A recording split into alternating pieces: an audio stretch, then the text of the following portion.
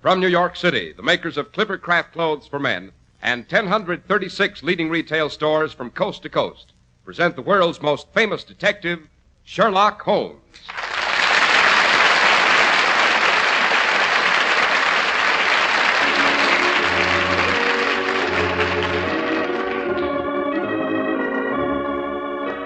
Tonight's story, The Adventure of the Sinister Crate of Cabbages. Well, here we are, ready for our usual weekly tete-a-tete with our favorite storyteller, Dr. Watson. Our genial medico sits in his well-worn armchair with 2 telegrams spread out on his knees. One only seems worn, and the other is fresh and new. Not bad news, I hope, Dr. Watson. Oh, no, Mr. Harris. Just a pair of cryptic communications from Sherlock Holmes. That one arrived today while I was enjoying a late breakfast. What's it say, Doctor? Wait till I find my glasses. Here we are. Why not tell the radio public about your aversion to the Oleracea capitata? Regards, Holmes. Olera, whatever you said. What's that, Doctor? Cabbage, Mr. Harris. Plain garden variety cabbage. Oh, I know plenty of people who can't cope with boiled cabbage, Dr. Watson, but why Sherlock Holmes should suggest you give us a treatise on your particular weakness, my aversion to cabbage, Mr. Harris, has nothing to do with my digestion, which is excellent. Oh? Oh, no, indeed. It's concerned with a crate of garden produce with which I came in rather intimate contact after a personal tussle with Professor Moriarty. You had a hand-to-hand battle with Professor Moriarty? Oh, I did indeed. As a matter of fact, the case is one in which I acquitted myself with a certain degree of distinction. Good for you. Why not tell us about it? I think I shall, after you tell our listeners how they can acquit themselves with distinction, as far as personal appearance goes, I mean. Right. If you want to put your best foot forward, if you want to look neat, self-confident, and Ship-shape is the word, Mr. Harris. Yes. Why, naturally, you'd be interested in Clipper Craft clothes. When it comes to a man's clothes, you want to get a real run for your money, and you're entitled to it. You're entitled to clothes that are honestly made, fairly priced. Well, these days, with increased costs of materials and labor, the best way to make sure of getting full value for your dollar is to deal with people who make a business of giving you more for your money. That's the fine store in your community that sells Clipper Craft clothes. Teamwork does it. 1,036 of the nation's finest stores from coast to coast concentrate their buying power in the unique Clipper Craft plan. This gives a steady year-round operation, reduces manufacturing and distribution costs, gives you truly amazing values. That's why fine Clipper Craft suits are only $40 and $45, superb tropical suits only $33.75 to $40, and sport jackets only $26.50. These days, the Clipper Craft plan really goes to work for you, and you can prove it by comparing Clipper Craft with clothes selling for many dollars more.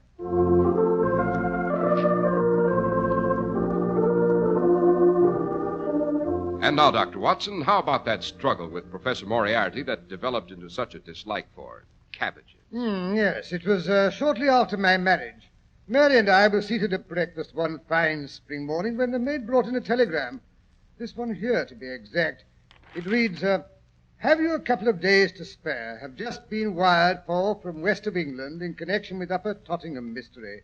If convenient, meet me Paddington at 11:15. If inconvenient, come all the same. Holmes. What did your wife say to the summons, Doctor? Oh, she urged me to go as usual. I suspect she was even more interested in Holmes' cases than I was.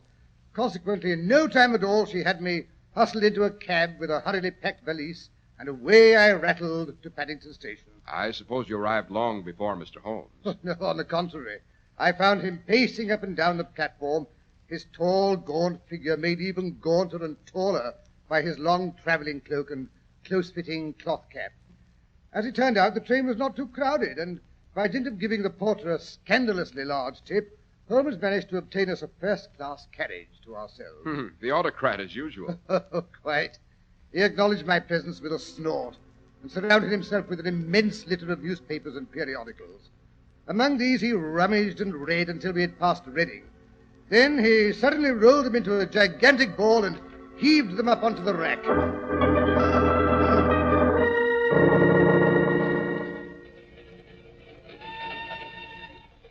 The London press has almost completely overlooked the case, as usual. Have you read anything about it, Watson? Well, my dear Holmes, I'm a busy man. I haven't seen a newspaper for days. The whole affair is one of those simple outbursts of antisocial behavior which are so extremely difficult to get to the bottom of. That sounds a little paradoxical. Yes. The local banker, who up until the age of 63 has led an exemplary life, elopes with his wife's hairdresser and most of the bank's funds. The vicar of St. James's, Tottingham's most conservative church, kicks over the traces and joins a band of gypsies. The president of the Ladies' Temperance League delivers a speech on the joys of Bacchus on the village green. And the head of Miss Mellish's select seminary has taken to moonlight bathing in her shift. Good Lord. Yes. How would you go about explaining such an epidemic of unconventionality? Well, that sounds like a pack of horses that has gotten into a patch of local weed. That explanation is not as fantastic as it sounds, my dear Watson. Holmes, you're not serious. When the mayor of Upper Tottingham called for help from Scotland Yard, they were inclined to pooh-pooh the whole affair, until I suggested that Inspector Lestrade send down one of his bright young men to have a look around. I suggested they search for a hoard of a certain rare and little-known Oriental drug, which has the curious habit of taking away the willpower of anyone who takes or is given a dose of it. Sounds like one of the hypnotics. It is, Watson. In the hands of a reputable doctor, it can do much to relieve hysteria and depression. If administered by a scoundrel, it's capable of doing great harm. Yes, but who would want to? My dear Watson, there are unfortunately a great many people with warped minds who delight in instigating mischief, or worse. Well, to make a long story short, young Balcom, the man Scotland Yard sent out to investigate, sent word yesterday in code that he'd found something suspicious. Not only has he discovered a cache of the stuff, but he believes it's now being shipped to some laboratory in London. In other words, Upper Tottingham's just the proving grounds for a much larger and more sinister project. Oh, so you decided to come and investigate yourself, Exactly. Eh? But better get your coat on, Watson. The next stop's ours. Just a small way station. Upper Tottingham itself's half a mile away. Hello, what's up? You all right, Watson? That's a fine way to stop a train. Nearly broke the bottle of iodoform I carry in my hip pocket. No wonder you smell so antiseptic these days, Watson. Well, the practicing doctor never knows when he's going to need his iodoform. I came away in such a hurry I forgot to leave it behind. Hey, is there a doctor? Is there a doctor on the train? Someone's running back along the tracks. There's been an accident. I suspected as much. I say there, my good man, I'm a doctor. Thank God for that. A man's been hurt, run over. He's under the engine. But I'll be right along. Oh, confound these doors, the way they lock me. Up these compartments blasted. I can't get out. I've got to crawl through the window. Calm yourself, Watson. You forget I can manage any lock. All I have to do is use this little tool and open sesame. Oh. After you, my dear Watson.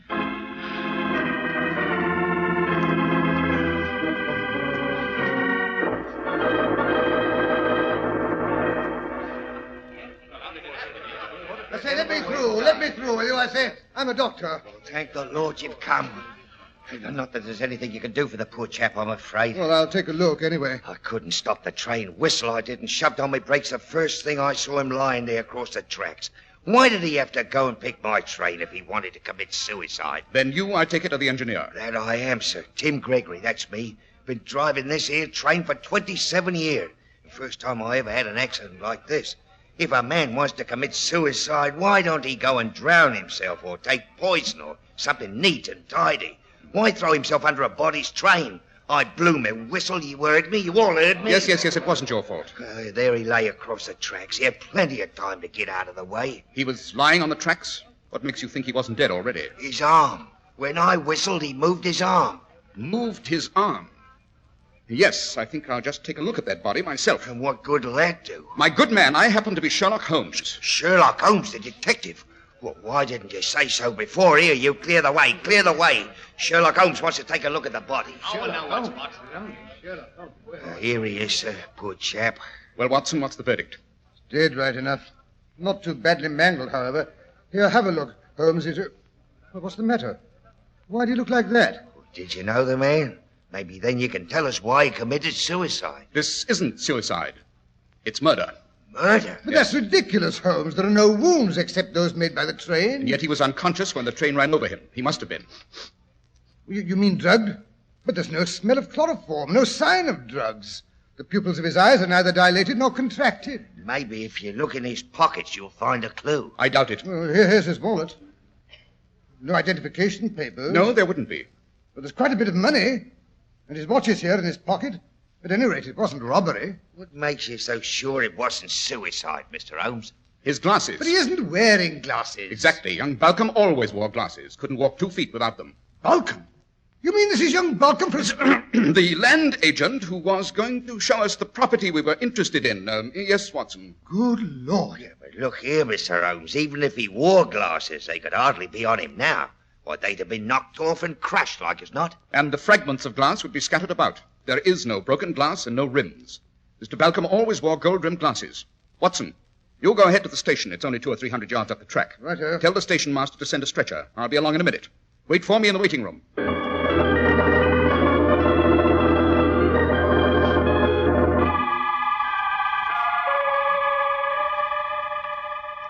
Deserted little station. Looks as if a good wind would blow it over. I say, station master. Hey there, I say, station master. Huh. Probably gone on down to have a look at the accident. Hello.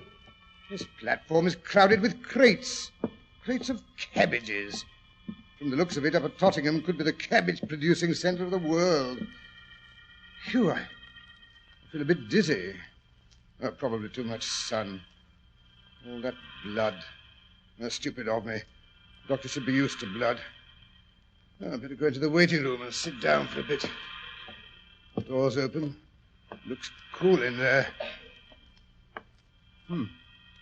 Deserted as the tomb. Smells musty in here. Everyone's gone down to enjoy the accident. What a rotten way to spend a beautiful day. Sit down, Watson, old boy. Stop thinking about it. Over there on the bench. Hello? Stepped on something. Pieces of glass. Broken glass. Wait a bit, let's have a look at it. Yes, by Jove, broken lens. Broken spectacle lens. There must be more somewhere. Yes, over by that door. Doors lead into an inner room of some sort. Probably baggage room. Let's have a look, Watson, my lad. Yes, baggage room, right enough. More crates of cabbages. Let's see. Yes, by thunder, more bits of glass. Quite a lot, and something else. Bits of twisted wire.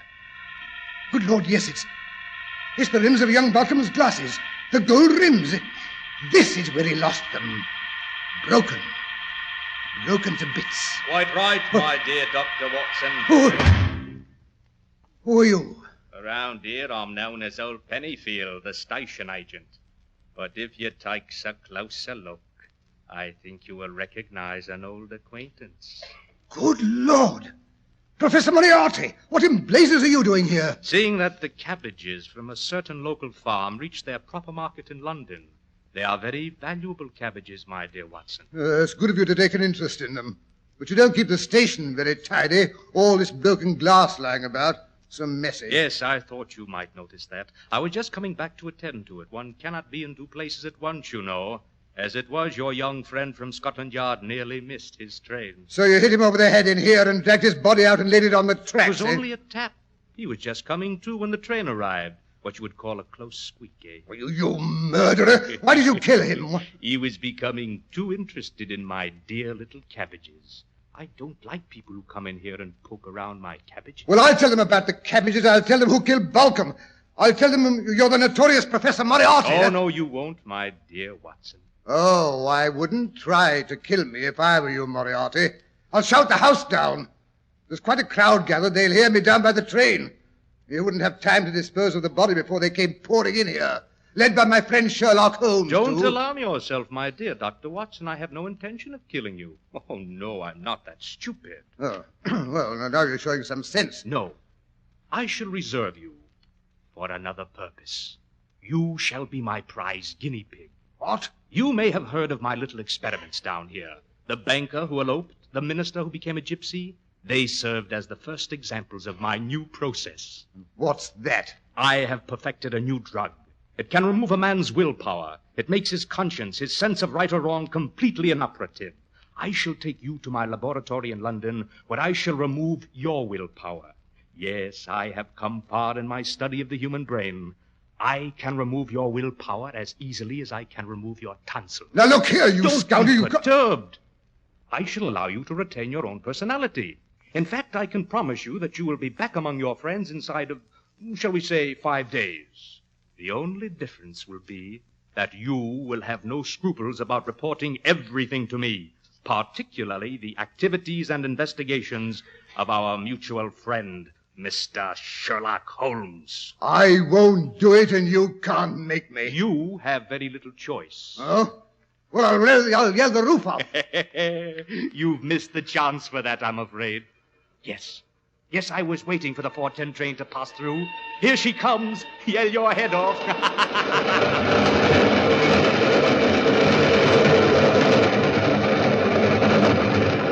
How convenient. One of my cabbage crates was still open. How neatly the good doctor fits inside. Ah, so cozy. Looks quite comfortable. Now a few cabbages to cover him up so he won't catch cold.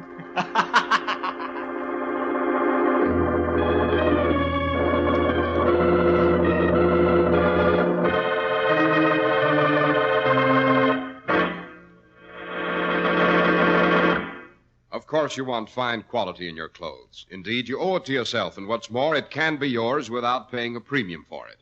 Because we concentrate on giving you outstanding value, you can't go wrong at the fine store in your community that sells Clippercraft clothes. We planned it that way a long time ago. Your local independent store is part of the remarkable Clippercraft plan, the plan that concentrates the buying power of 1,036 of the nation's greatest stores from coast to coast. That's why you can buy beautifully tailored suits at only $40 and $45, handsome tropicals at only $33.75 to $40, and sport jackets at only $26.50. Yes, selling expensive clothes at inexpensive low prices at the nation's finest stores is the great big idea behind the Clippercraft plan. That's why men who know insist on Clippercraft clothes. So be sure to visit the Clippercraft store in your city. And remember, that's one of the 1,036 leading retail stores across the nation, where courtesy and friendly service are always yours. The store that is proud to add its fine name to that of Clippercraft clothes in the label of your suit, topcoat, sport jacket, and tropical. And remember also, not every pattern is always available in your size, but keep on trying. It will pay you to wait for Clippercraft clothes.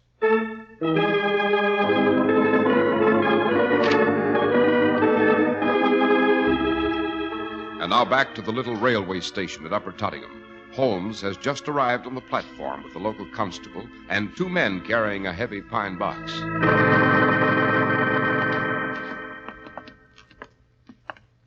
Thank you, Constable. Have the men put it there. Yes, sir. Hey there, lads. Put the coffin there on the platform so Mr. Sherlock Holmes can take it up to London by the next train. Right, easy now, Albert. Right, that's it. It do seem such a pity. You coming down here on purpose to see the poor chap, Mr. Holmes. Worried about something special? One of your cases, perhaps? Nothing like that, I'm afraid, Constable. Just a friend of mine going to show me a piece of property he thought I might be interested in. Then why do you suppose he had to go and get melancholy and do away with himself at a time like that? I'm sure I wouldn't know. I say, would you be good enough to step inside the station and see if you can find my friend, Dr. Watson? With pleasure, Mr. Holmes, sir. What would he look like now? Rather settled sort of chap. Top hat, slight moustache, getting a bit portly. Oh, yes, he had a flower in his buttonhole. Married man. His wife grows pansies and stuff. Righto, Mr. Holmes. I understand, sir. Waiting room's empty as my pocket. Hey, you station master. I say, Pennyfield. What you want now? I'm busy counting up before the night man comes on. Have you seen a fat man about? Top hat with a pansy in his buttonhole? I have that. Said he was a doctor. Said he'd been to see the man they killed. Told me all about it. Nasty accident it must have been. Well, it wasn't nice. Yes, must have been right unpleasant. He acted like it had turned his stomach. So I told him why not have a bit of a lie down over there on the bench by the window. But the bench is empty. Where's he gone off to? How didn't I tell you? Well, when the 412 came along, I helped him aboard. He said he'd best be getting back to London. Said to tell his friend Mr. Sherlock Jones not to wait for him. Sherlock Holmes, you ninny, not Jones. The Mr. Sherlock Holmes. Who's he? The greatest detective in the world, that's all. Why, he can deduce your whole life history by looking at your pocket handkerchief. Well, then why don't he come and deduce his friend has gone back to London when he sees me waiting room's empty? He's got more important things to do. That's why. He's taken the victim of today's catastrophe back to London in a pine box. Seems he was an acquaintance. Well, he'll have a bit of a wait. There won't be another train until the 6:10. Well, I'll go tell him. Mr. Holmes, sir. Yes, Constable. It seems your friend Dr. Watson got tired of waiting and went back to London by the 4:10. Confound it, why do you suppose he did that? Well, the station master said he looked a bit wonky. Sent word you wasn't to wait for him. That's not like Watson. To leave me sitting here alone with a coffin. By the way, how long do I have to wait for the next train up to London? Well, I'm afraid there won't be one along until the 6:10. That's a bit of a wait, sir. Maybe you'd step down the road and have a dish of tea with me and the missus. She'd be that bucked up to be entertaining Mr. Sherlock Holmes. Thank you, Constable, but it's not possible, I'm afraid. Well, why not, sir? You've got a good hour and a half wait. I know, but I can't leave the body. I don't want anything else to happen to it. Good Lord, what else could happen to it? I don't know, Constable. I don't know. But I have a very definite suspicion that today's adventure isn't finished.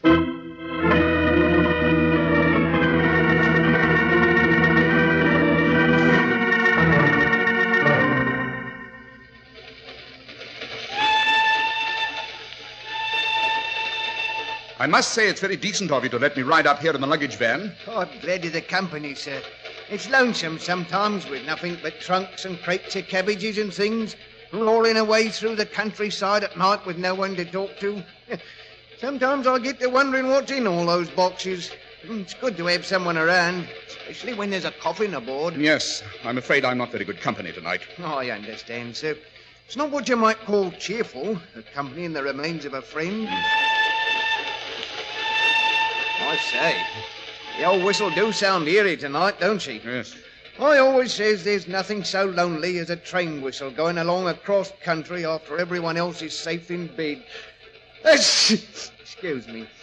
Was it a close friend of yours, sir? I mean the deceased. No, I knew him only slightly, but I felt responsible for him, don't you know? Confound it, I'm the one that suggested he come down to Upper Tottingham. If he hadn't come, he'd probably be alive and well. Now, don't you take on about it, sir. It's fate, that's what it is. When a chap's number's up, why, it's up, that's all. I was wondering if... It's a bad cold you've got there. It's not a cold, sir.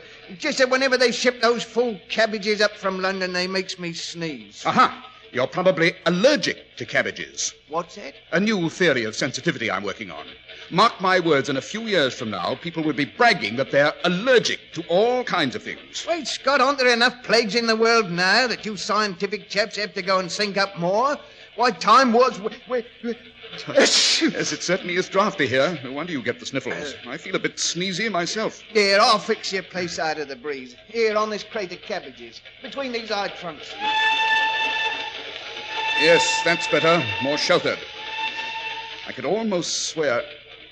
I say, guard, do you smell something over here? No, I suppose that's asking too much with that cold. Yes, sir. With me nose in this condition, I couldn't smell a pig pen if I was standing smack in the middle of it. Pity. What's the trouble, sir? You look worried. That smell, slightly medical. Reminds me of my friend. We came down on the train together this morning.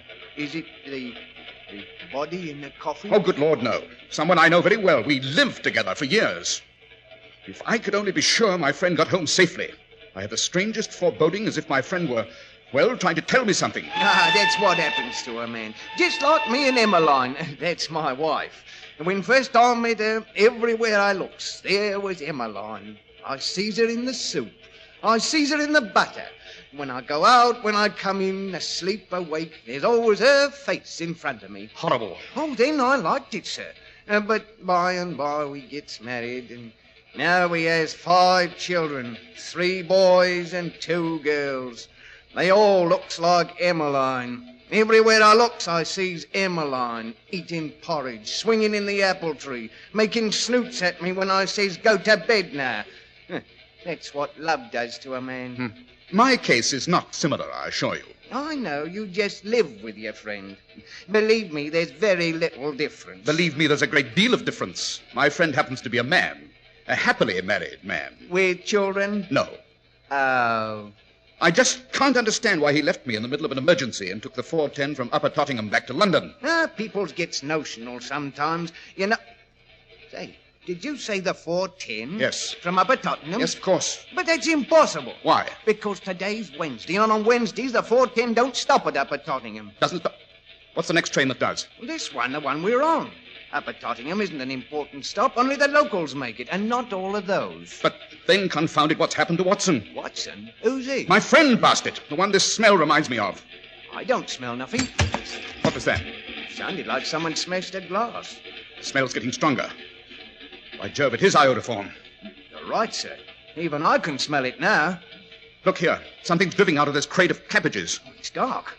Maybe it's blood. No, it's the stuff that smells. What's iodoform doing in a lot of cabbages? Here, help me get the top of the crate. But why did Don't you have argue. to... Help me, confound it. This crate was put on at Upper Tottenham, wasn't it? Oh, that's right, but I don't see what that's got to do with the price of cheese. I'll show you in a moment. Here comes the lid. Here you are, sir. Nothing but cabbages. Get them out of there. Help me. But I say, sir, you can't go chucking cabbages about like that. But... Glory be, what's that under them? It's a man, all trussed up like a New Year's goose. Give me your knife so I can cut the gag. Righto. Easy, Watson. We'll have you out of there in a jiffy. And about time. There I sat listening to you two drivel on about your private lives like two schoolgirls. Here, untie my feet. If I hadn't finally managed to smash the iodoform bottle in my pocket, you probably never would have found me. Watson, how in heaven's name did you manage to get yourself in this predicament? I discovered young Balcom's glasses smashed in the baggage room at Upper Tottenham. Oh? Holmes, the station master is Professor Moriarty. He's shipping drugs into London in the leaves of those confounded cabbages. I was being sent on to his laboratory. Holmes, he was going to make an experiment on me, like a guinea pig. Splendid. What's so good about that? Moriarty may have slipped through our fingers again, but thanks to your efforts, Watson, we've discovered the whereabouts of his famous laboratory. How so? Elementary, my dear Watson. It must be the address on this crate. The one you're using as a bed. Well, I must say I don't see anything so funny about it. When I was very young, I had a nurse who used to tell me that new babies were found among the cabbages. My dear Watson, I never dreamed I'd find you under similar circumstances.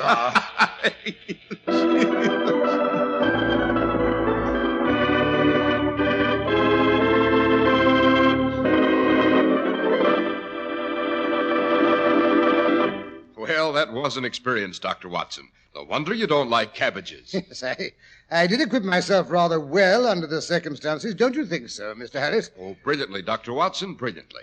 And now, do you think you could be persuaded to give us a hint about next week's story? Next week, I think I'll tell you how Holmes rescued a young lady of quality, very much against her will, I may say, and how it was managed with the help of a priceless Ming saucer and another lady who was not above throwing vitriol.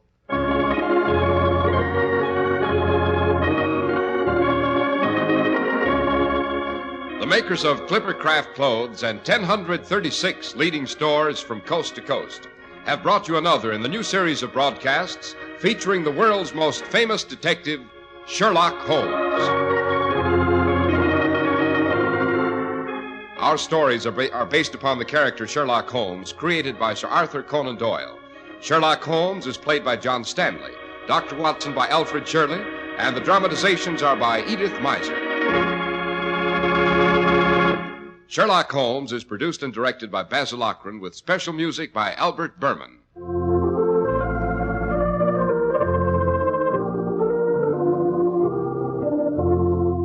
If you don't know your Clippercraft dealer, write Clippercraft, 200 Fifth Avenue, New York City.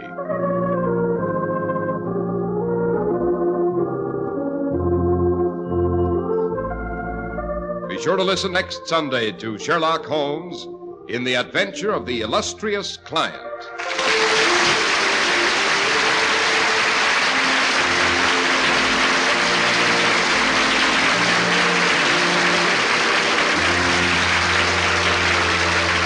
Cy Harris speaking for Clippercraft Clothes. This is the Mutual Broadcasting System.